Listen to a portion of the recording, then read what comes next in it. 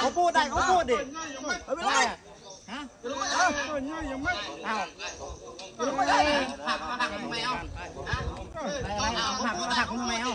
ฮะ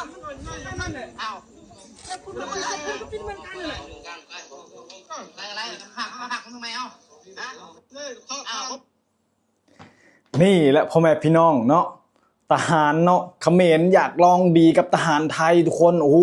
มีการพักกันไปแล้วก็มีการซี่หน้าเนาะทหารเขมรก็มีการด่าแล้วทหารไทยก็แบบพร้อมที่จะเผชิญหน้าเดี๋ยวเนาะทุกคนโอ้ยเนาะทุกคนนี่แหละทหารเขมรเอายังมาสู่ทหารไทยพ่อแม่พี่น้องฮะโอ้ยเนาะทุกคนถ้าลบกันจริงๆนะมันเป็นไปบ่ได้ดอกที่จะสู่ไทยได้นะเพราะว่าเป็นเพราะอย่างเนาะเพราะว่ายุทโธปกรณ์ต่างๆเนี่ยประเทศไทยนี่ล้ำหน้ากับเพื่อนบ้านไปไกลแล้วพ่อแม่พี่น้องเอ้ยเนาะว้าวถึงบุคลากรเนาะกองพลทหารนี่เนาะประเทศไทยนี่เนาะอันดับ25ของโลกได้พ่อแม่พี่น้องเลยนะทหารเขมรนี่บ่มีทางสิสู่ทหารไทยได้ว้าวถึงเครื่องบินรบอย่างหลายๆอย่างเนาะทุกคนเนาะคือถ้ามาเปรียบเทียบแล้วมันคนละระดับกันเลยเนาะประเทศไทยนี่อันดับ25ของโลกเนาะอันดับ3ของอาเซียนเนาะนี่แหละแล้วก็ส่วนเขมรนี่ประมาณอยู่อันดับ100กว่าเนาะทุกคน111ของโลกเนาะซึ่งจัดลำดับทั้งหมด145ประเทศเนาะประเทศไทยนี่อยู่อันดับ120กว่าบ่แม่นประเทศไทยอยู่อันดับ20กว่าเนาะทุกคนถ้าลบกันจริงๆนะ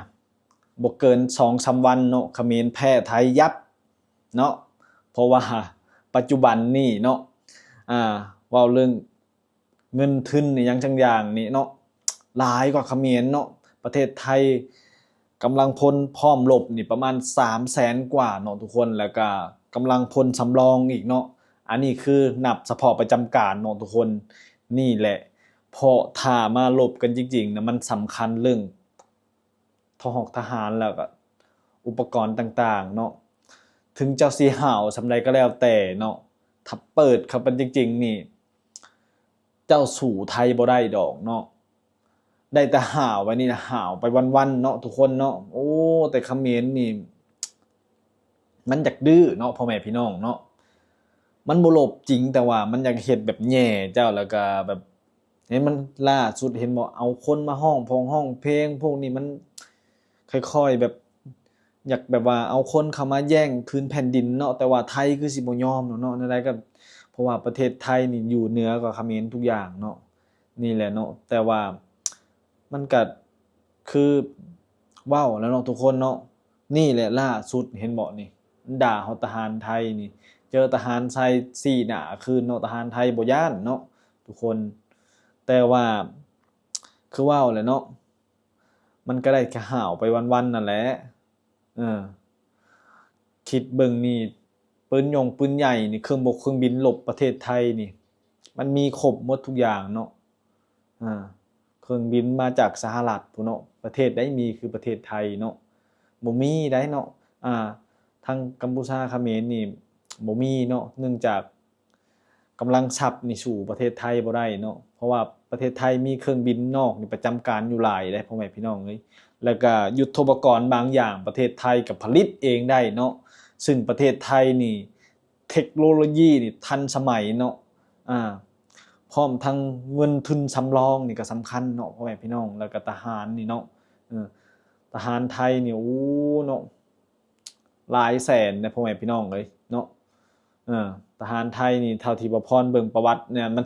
2024มาแล้วเนาะแต่ว่าเขายังบ่ได้จัดลำดับใหม่จัดลำดับ120กว่าประเทศนี่คือทหารไทยอยู่อันดับ25ของโลกเนาะแล้วก็ลำดับ3ของอาเซียนเนาะอันดับ1ก็คืออินโดเนาะอันดับ2ก็คือเวียดนามเนาะอันดับ3ก็คือไทยเนาะนั่นแหละแต่ว่าอยู่อันดับ25ของโลกมันบ่แม่นเรื่องง่ายเด้พ่อแม่พี่น้องเอ้ยเนาะกว่าที่จะได้ท็อป20ท็อป10ขึ้นไปเนี่ยโอ้เนาะตอนนี้ก็น่าจะจัดอันดับน่าจะขยับขึ้นแล้วเนาะเพราะว่าประเทศไทยมันก็ พัฒนาทันสมัยเนาะทุกคนนี่แหละเขมรอยากลองของพ่อแม่พี่น้องเนาะแต่ว่าก็บ่ลบกันง่ายๆเนาะเพราะว่าไทยเพิ่นบ่มักใช้กำลังเนาะไทยเฮานี่เพิ่นบ่มักใช้กำลังแต่อย่าลุกล้ำพื้นแผ่นดินไทยเนาะคนไทยนี่บ่ยอมเด็ดขาดเนาะแต่ว่าคนไทยนี่ดีเนาะคือเพิ่นบ่มักใช้กำลังเพราะว่ามันก็บ่ดีเนาะถ้าใช้กำลังนี่มันสิมีหลายๆอันพันแนวเนาะทุกคนมันบ่แม่นว่ายิงกันบึ้มๆๆชนะแล้วก็แล้วมันเนาะคนไทยเพิ่นก็ให้ความสำคัญกับประชาชนเนาะหรือว่าคนที่อยู่นอกเขตชายแดนมันก็สิได้รับผลกระทบเนาะการรบน่ะมันชนะน่ะชนะอยู่แล้วเนาะแต่ผลตอบรับมามันบ่แม่นเรื่องน้อยๆเนาะทุกคนเรื่องสงครามมันบ่แม่นเรื่องเล็กๆน้อยๆเนาะเพราะว่าถ้าเฮาเฮ็ดหยังผิดไปแล้วมันก็แก้ไขยากได้เห็นบ่ประเทศที่เขาเจ้ารบกันเนาะมันบ่แม่นเรื่องง่ายเนาะโอ้เนาะนี่แหละประเทศไทยเนาะพ่อแม่พี่น้อง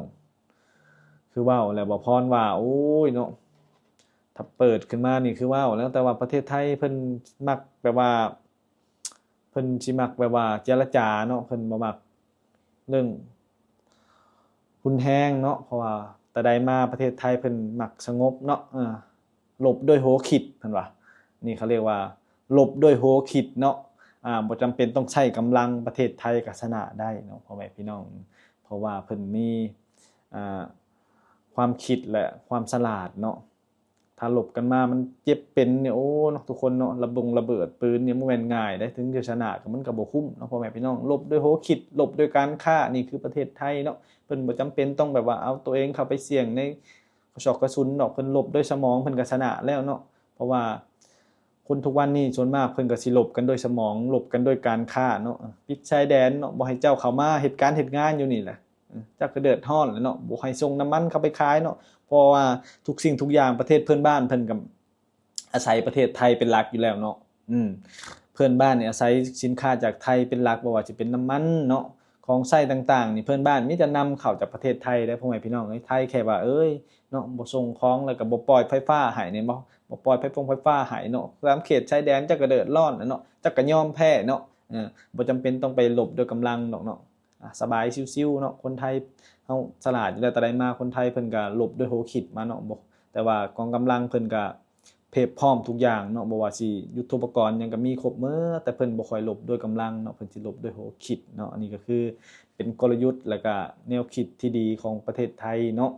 นี่แหละทุกคนแต่ว่าเขมรนี่มันลุกล้ำบ่อยนะพ่อแม่พี่น้องเนาะเป็นหยังก็บ่ฮู้แต่ว่าบ่ค่อยถือกับไทยเนาะแต่ว่าเป็นเพื่อนบ้านกันแต่ว่าคนละภาษากันอีกแล้วก็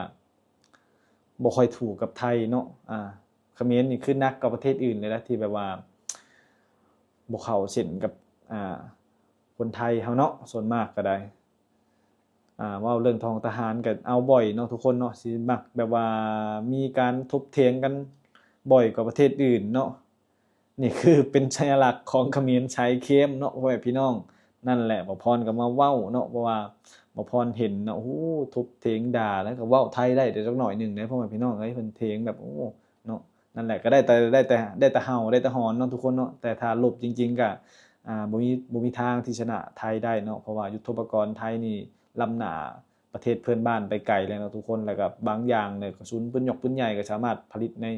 ประเทศตัวเองได้เนาะทุกคนโอ้โหยุทโธปกรณ์ยังล้ำหน้าประเทศเพื่อนบ้านหลายเนาะทุกคน